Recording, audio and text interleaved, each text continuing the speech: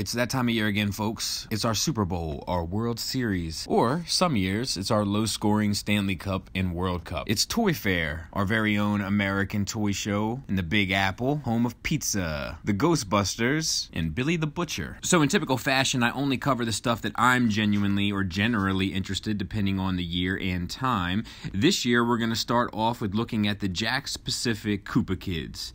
Now, these were revealed a little bit earlier in the week, but I love the Koopa Kids, I love Mario Brothers, and I've been waiting for someone to do them for a long time. I'm excited, and that's okay. We also got to look at the Masters of the Universe Classics movie line. We're getting a He-Man, that villain that no one knew when the movie came out, everyone was confused by, but later became endeared, and then 2 versions of Skeletor. But we did not get an Evil Lyn, which made this meme I found quite timely. Also in the Masters of the Universe line, it looks like that Snake Mountain is definitely coming, which is nice. I know that makes a lot of people happy. Mezco 112 was once again in the house, and they had some really interesting stuff. This It figure, the Hellboy, the Captain Marvel, they all look good. They all implement the soft goods, which, as you know, I have mixed feelings about within this scale, but their sculpt work is second to none, and this Hellboy in particular looks amazing. Every now and then you come across one where the soft goods really work to the advantage of the figure and character, and I would say that this is one. They also did a Classics Harley, which I always find exciting. Love the character, love the design, always nice to see her get some love, especially when you come across Harleys every other day that I hope get good discounts at their local apparel stores because they're only getting 1/8 of the costume. But I gotta tell you, what I'm most excited about with Mezco is this potential Gambit figure. For better or worse, I was a teenager in the 90s and Gambit is one of my favorite characters. As a young lad, I thought chasing girls with a pocket full of playing cards and the other pocket a pack of cigarettes while walking around with a big stick, probably the coolest thing I had seen in a comic book panel. McFarlane Toys was of course there, and they showed off their Mortal Kombat line, or at least 2 teases, a Scorpion and a Sub-Zero. I know, it's shocking. They started with the ninjas. I'm gonna watch this line. I might pick up a few if they scale nicely. With the Storm line, they're supposed to be 7 inches, so every now and then you might come across one or almost the entire line that might work just right. I think that's interesting. I think that's gonna be something to look for if you're collecting the Storm line. I don't plan on getting a whole bunch of duplicates of figures or characters, but I do plan on trying to fill the gaps with some of the McFarlane line if they're of quality. It's also been quite a long time since I've checked out a McFarlane figure, so I find the prospect interesting. I also find it interesting that they recently acquired the DC license. We got big news about it earlier in the week, but they showed nothing, not even like a sketch or a design, nothing. Now maybe it was because it was too soon, but I can't say because it's too soon to tell. NECA was there, as they always are, showing off a bunch of new Turtle stuff, including 2 packs of the animated Turtles with Foot Soldiers, Krang, and Shredder,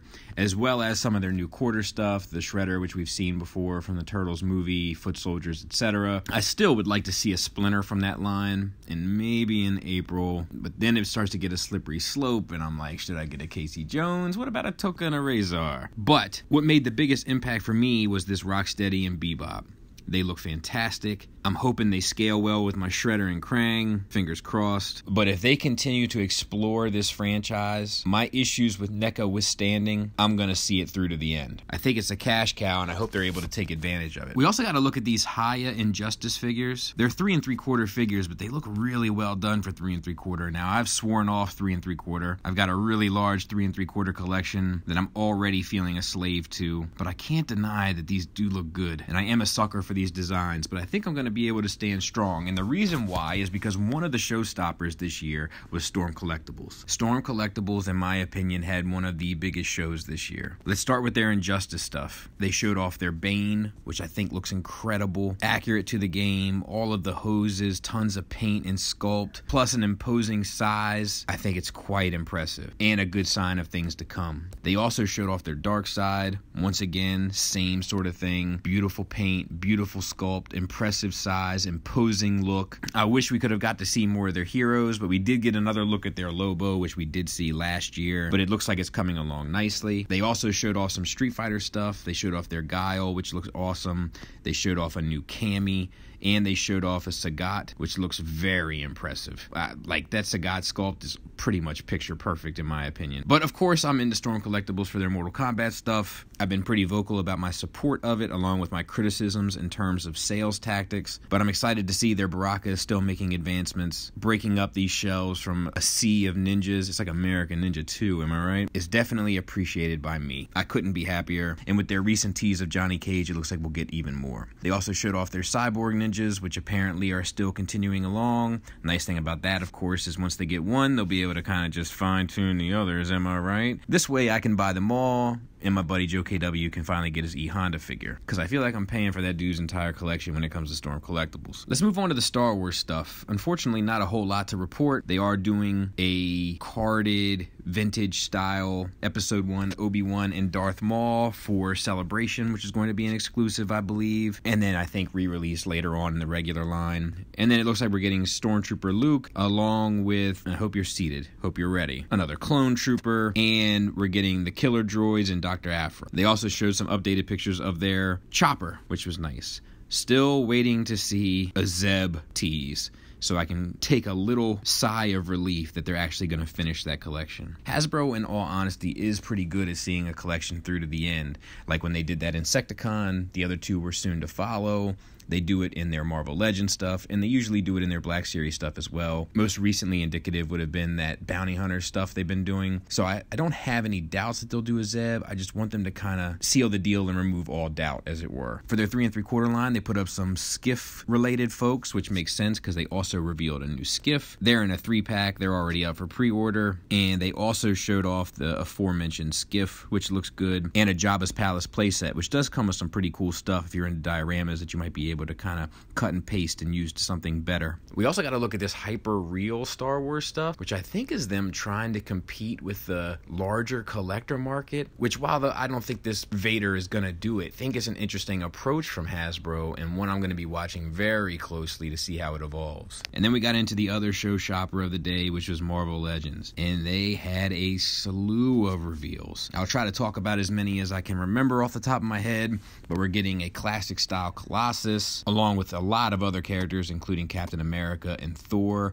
all of which look very accurate to kind of that Golden Age look. We're getting the 3-pack X-Men set with Magneto, Quicksilver, and Scarlet Witch. Quicksilver in particular has been needing an update for quite some time, and I've never really been satisfied with my Magneto either, so I find that to be quite the relief. Also, I think the Scarlet Witch looks good for what it's worth. And then we got tons of others. And I'm not going to talk about all of them, but I will talk about the ones that stood out to me. An updated Loki, which we need, but won't be anything special. The head sculpt looks good, but those scales on that chest is going to be a paint by numbers. You win some, you lose some. Sometimes the bear eats you, sometimes you eat the bear situation. We're getting a Beta Ray Bill, which looks great, and I've been waiting for one of those. And then we're getting this classic looking Hulk that looks nice, and I like this shirt ripped up like it's almost reminiscent of the TV show and of course from the comics. And they've gone to prove that their movie figures are getting more accurate and even better looking, as they showed off a number of figures, including Jeff Goldblum. Now, we could talk about his character name in the movie, but Jeff Goldblum is always kind of Jeff Goldblum, is he not? What's this? Look at this. I don't know. The two most exciting reveals within this for me were the Cannonball and Boom Boom. It's getting very close to finishing off that X-Force lineup from the original. I've been waiting for that for some time. Now bring on the Feral and the Wolfsbane. Let's wrap this thing up. And of course the others. I know Wolfsbane was part of X-Factor before somebody hits me with the actually.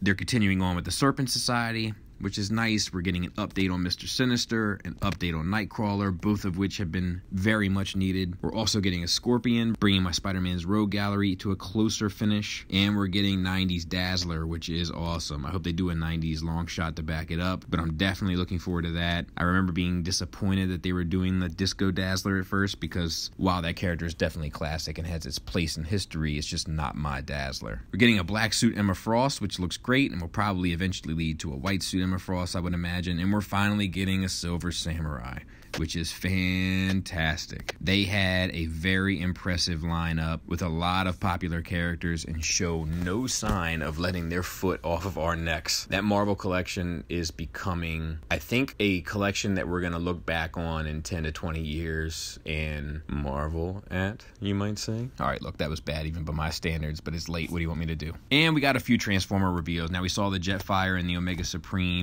along with the Mirage earlier this week. I'll try to give you my initial thoughts on this. I think the Mirage looks like trash. I think the Jetfire looks great. It looks very reminiscent of the Fans Toys one to me with some extra line work. I'll be curious to look at the engineering of it and see how many similarities there are in regard to it, but it looks very similar, which I don't think is Hasbro copying Fans Toys, of course. I think it's just that both got it pretty close to the original model of the character. The Omega Supreme looks good. It actually looks better proportioned than I would have imagined. The alt mode is kind of fine. Like, I think it's suggestive enough, and being though it's in the Siege Siege line, there is some room for play. I think that's one to watch, but ultimately I think it looks better than the Titan class figures we've gotten in the past. Doesn't quite tickle my fancy, but I can see how people could look at that and think of it as an improvement. We also got a ton of other stuff. We got a Red Alert, which I think even Stevie Wonder could see coming. We got a Springer that I think looks good in alt modes and kind of fine in robot mode. It looks good in this promotional picture. I just think it looks kind of fine in the real life pictures. God Bomber Optimus, we got an update on that. Got to see a Seeker mold kind of up close, and I think that looks really good. The Tetrajet looks kind of fine, but I think it's an interesting approach, and I think it looks good. I don't think it looks bad. I'm gonna go out and say it. Taking a risk. Now, not that I'm buying any of this stuff, but just objectively looking at it, I think it looks fine. What else I think is interesting is that they showed off a whole bunch of MP stuff, including a Beast Wars Megatron, along with the new Bumblebee and the Prime. I think that's just a suggestion and a sign and some evidence of how closely Takara and Hasbro are working together now. A lot of people have had mixed feelings about me reviewing the Siege line, but there is a method to my madness. I am going somewhere with this. It will culminate in a sit-down Saturday when I'm done looking at all this stuff. I'm just not quite ready to do it now. But you gotta trust me. And that'll do it. I'm sure we'll see some stuff later on today. I just wanted to get this up because some of this stuff was pretty hot and I wanted to talk about it. Undoubtedly, whenever I do a video like this, always somebody reminds me that I forgot to talk about their favorite things. So to you, I am sorry. And to the rest of you, thanks for listening. Thanks for watching. Until next time, take care.